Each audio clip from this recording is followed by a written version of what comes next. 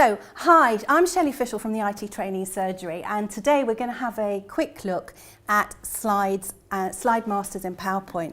But before we get into the nitty-gritty of PowerPoint, we're going to have a look at what makes a great presentation and what sort of things should you be thinking about when you are creating a presentation.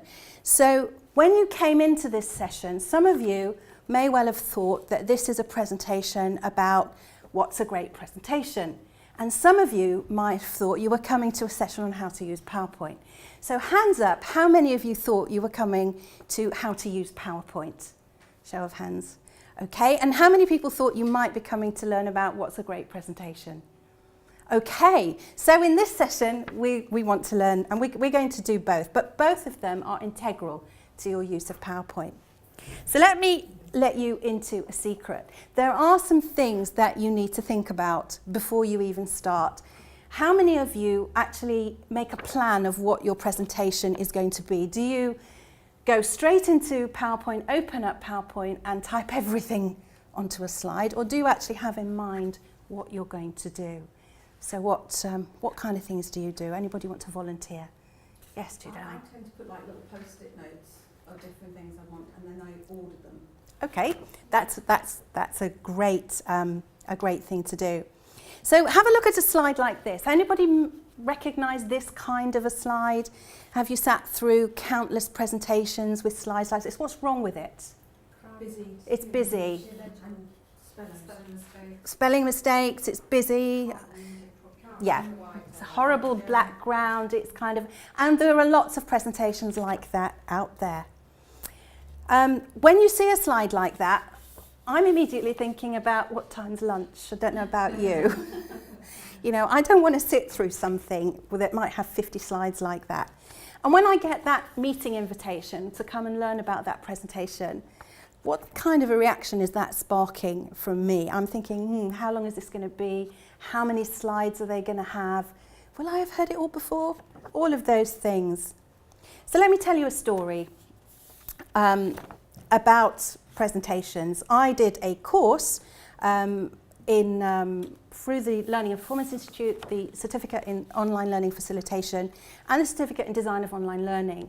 And in that course, the reason for telling you that particular story is I was introduced to this book called Presentation Zen. And it's absolutely a key book if you know Presentation Zen.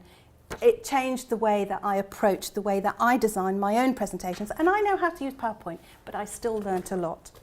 I also consulted another book by a great friend of mine called Simon Reybold. He wrote Presentation Genius, and also he's done lots of research and distilled all his research with great takeaways. So I'd recommend, before you do your next presentation, dip into one of those. It will definitely help.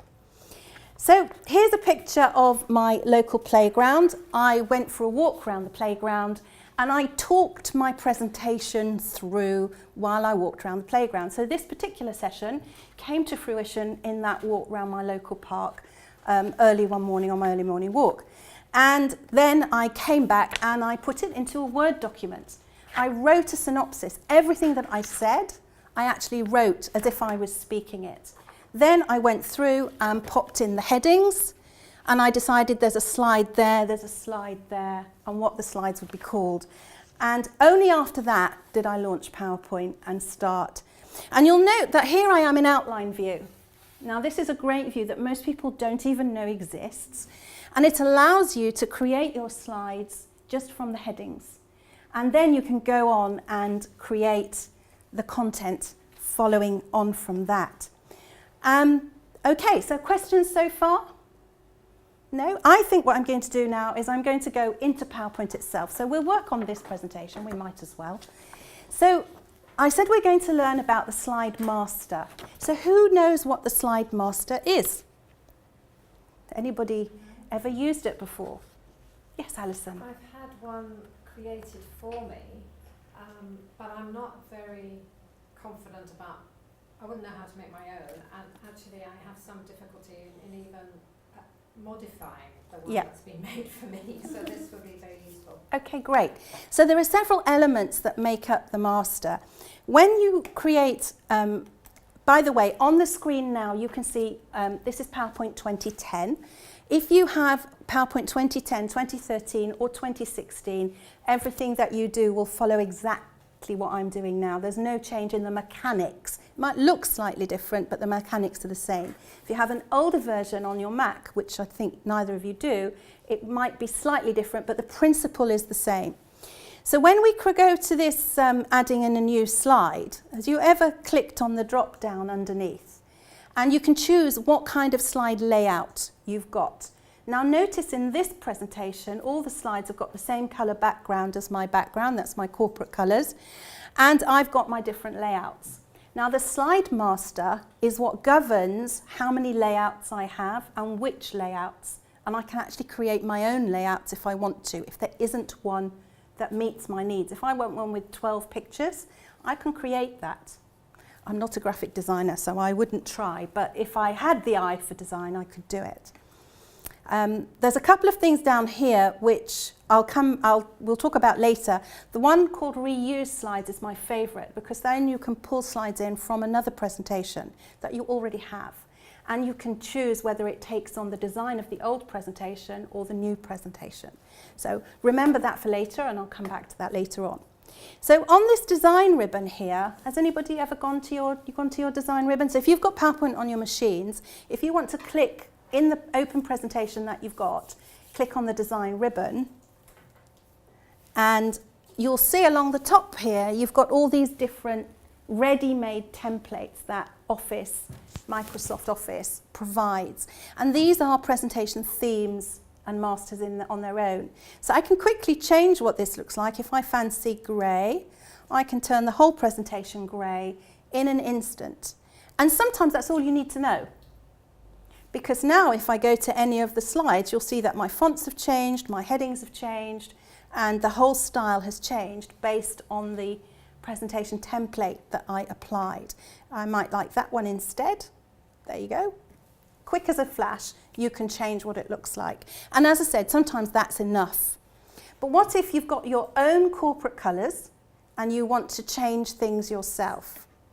So that lives on the view ribbon. So if you've ever gone to the view ribbon to change the view of your presentation, yeah. So now we can have a look at the slide master, which is in this master view group. So anybody seen that before? Gone, what's going on? You get this kind of layout, and it's all very strange. So instead of having nice text and graphics in my presentation, I've got this funny layout. And I've got all the different layouts that I can have that are attached to this master showing down the left-hand side. So if I want to change the way one particular layout looks, I can do that. The key one to look at is this one at the top with this number 1. That's the master of the house. That one is the one that controls all the other ones. So in this one, if I click in here, and if I just change the font, let's choose something really outrageous. That one usually works well. And if I come and make that box filled in, let's go green, just because I fancy it. And if I come back now to my slide master, can you see that all of these have now changed as well? Because I changed that one. And if I close the master view, my presentation has all changed based on. So I can make a global change quite quickly. If I go back into my slide master, then I want to change perhaps this layout and this layout only, and maybe I want the fill of this box to be a different colour. Let's go orange. And again, if I come back and close that view, you'll see that those have all changed. Anything based on that layout's changed. So that's a very quick introduction into how you can make a change to the layout. So what's that sparked? What do you think? Is that going to make your life easier? What are you going to be able to do with that little snippet of information? Saves time. It saves time. Have consistency with your slides. Yeah, you've got consistency with your slides. And when I come into the master view, I can actually save this slide master as well.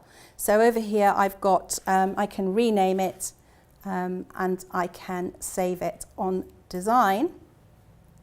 Down here I can save the current theme, and then if I save that theme, and I'm just going to call it Shelley, it now appears in my list. So when I come and start a new presentation, keyboard shortcut for anything new, does anybody know what that might be? It starts with a Control N. Yeah, they're universal across all of Office. Control N will give you a new one of whatever you're doing, whether it's Word, Excel, PowerPoint, Outlook, whichever part of Outlook you're in, it will give you a new one of whatever you're doing. So Mac, it will be Command N. Yeah, Apple N. So can you see there's my edited design available to me as a theme, and I can now add my slides, and I can choose my different layouts based on that theme that I just modified. So there we have it, how to think about a few things that you might want to think about before you start, and then once you get to the point where you're going to do PowerPoint, set your presentation design up first, and the rest kind of takes care of itself. Okay, so thanks very much for that. And later on in the day, we'll have a look at how to bring slides in from another presentation and how to change the theme of them or keep the theme as it was. So thanks for listening. Thank you very much.